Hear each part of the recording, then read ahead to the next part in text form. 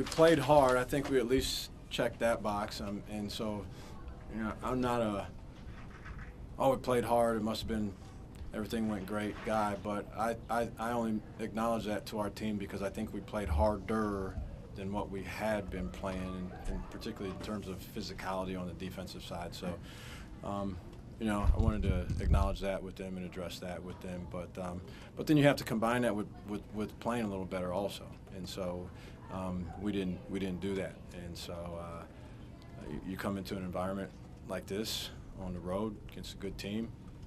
You don't have to play great.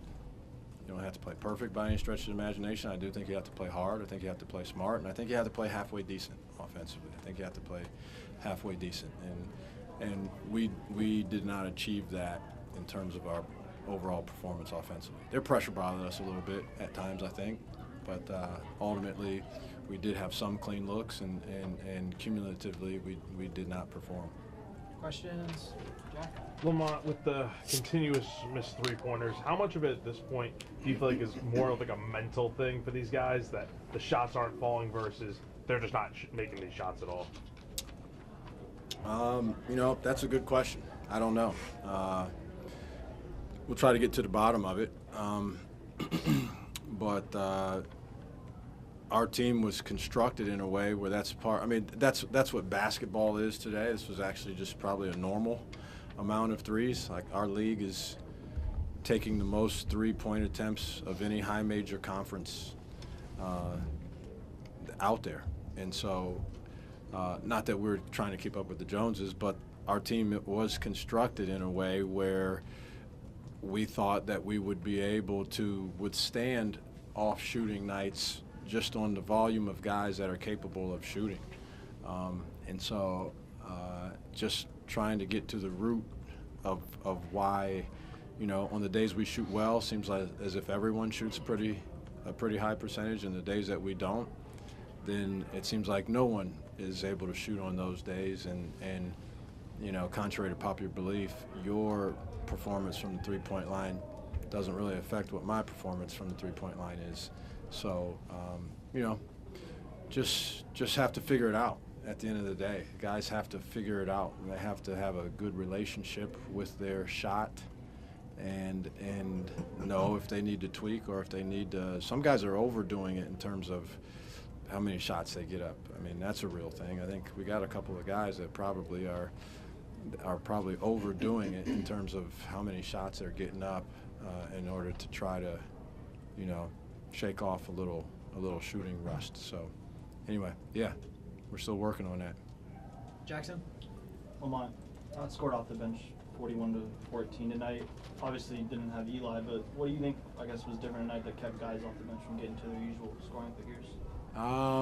Yeah, they were physical. We didn't play as many guys as many minutes, I don't think. I mean, Eli averages almost 30 minutes a game.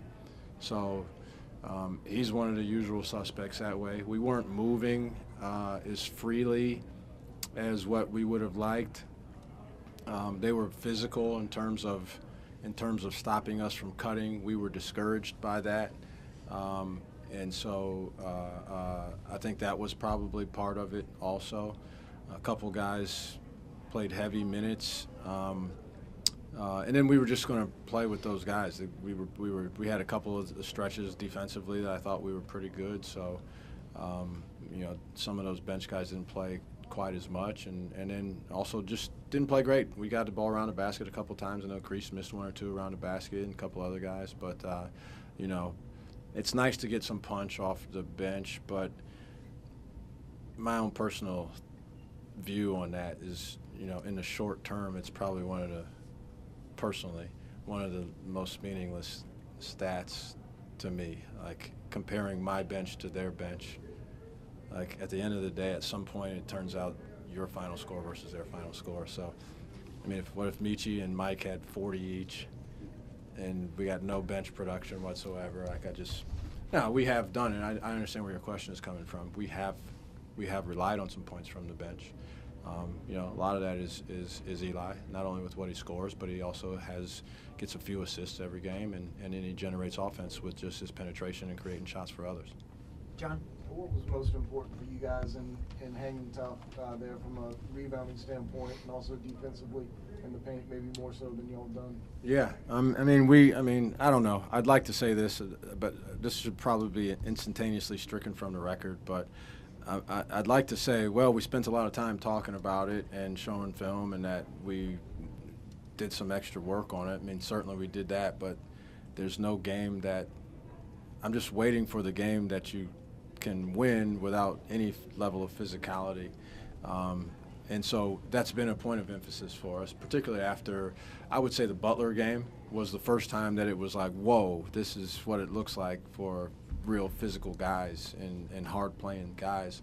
And so it's been a real point of emphasis after that game especially. But today I just, I mentioned, I said if we're not going to do those things, we could have saved, I don't know how much it was to get the bus to come up here, the fuel expenses, the hotels, the per diems, all the food and lodging, and we could have saved that if you're not going to play physical basketball against these guys. It wasn't worth coming up here for. So, maybe to some level they were prepared to do that because they bought what I was selling in that instance.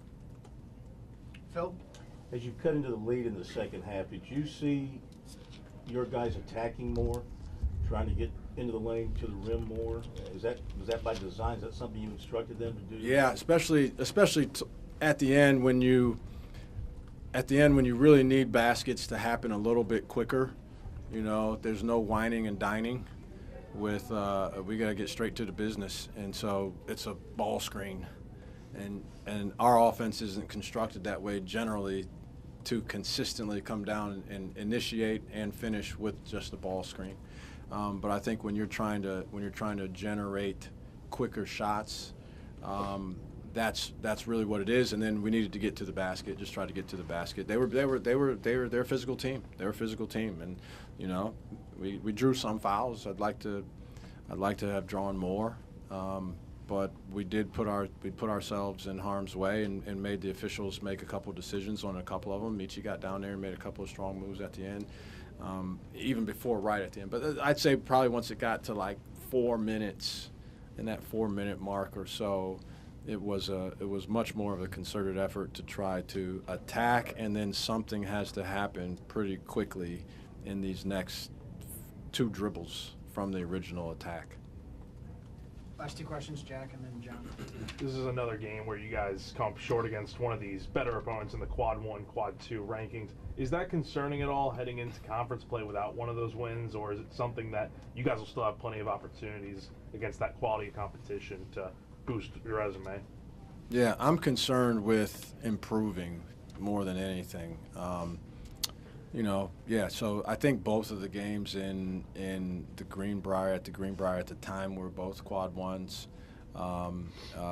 Certainly coming up here is a quad 1, and so we like to play those games. You like to win those games. They can really help you out, but our mettle will be tested in the SEC like no one else's probably when you're talking about the gauntlet of 18 teams. And I know we can look and say compared to last year, but let's stop comparing to what last year was. But it's a really good league, and it hasn't performed the same way. But also, I think I read something again where, according to KenPom, our league's ranked #1 again. So that's the toughest league from top to bottom. And so there'll be plenty of opportunities. Every road game, I can't imagine a road game that's not going to be a quad 1. That's just hard for me to imagine. And then you're going to get your fair share of home quad 1s also. So to answer your question, alas, it's not concerning to me. We have to continue to improve. I thought there was incremental improvement, at least from a physicality and how hard we played. There's something to take that and move forward from that. But we have to keep getting better. Last question, John. Two quick ones for you. Was that a Okay. little bit of zone? You always ask a little double. Sorry. I'm trying my hardest to remember the second one. Was that a little bit of zone at the end of the game defensively? Yeah. What was the impetus behind that? And also with Eli, was there a question as to whether he might be able to go? Do you go through shoot around Okay, or anything? good. Like that, I think I'm locked in on answering both of those. Okay. Okay. So, we went to the zone. They didn't score against the zone. If I recall, but so I thought they had gotten some really good looks, or we fouled.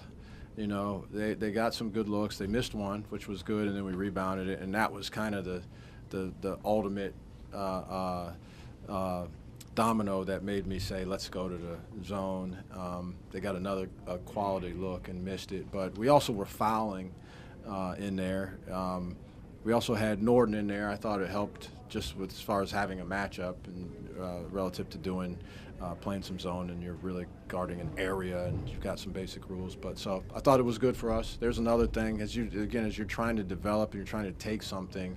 Okay, you played a good team that's got some shooters, and you were able to. And we haven't played the zone a ton this year, but with not as much prep on it, we went out there and executed the zone fairly well, I would say. So it created a little indecision, and they were a little tentative at times. But so there was that. And then, yeah, Eli went through shoot-around today. And, you know, I personally was not that optimistic, just, you know, having sprained ankles or had someone roll up on my ankle before. I wasn't that optimistic 24 hours ago that his body would respond the way that he needed to compete in this atmosphere and at this level. But we played it by ear and just looked at it, and he was getting treatment and doing all the things. And then even after shoot around, he seemed to move okay. But then he called me after talking with our trainer and said he just didn't think he was able to go and be able to do things. You know, this guy, he wants to play, of course. But I also didn't think it would do any good to go out there, play, be a shell of yourself, probably, hoping that maybe you can get some things done, not able to move the way you want to defensively, and then also being at risk of going out there and having something happen again where now maybe you're out for another couple of weeks. Why would we do that? So I just, you know, all in all, just seemed to make sense that he wasn't available today. Thanks, Coach. Thanks. Thank you. South Carolina media will do players talk down the hallway in front of the courtside club.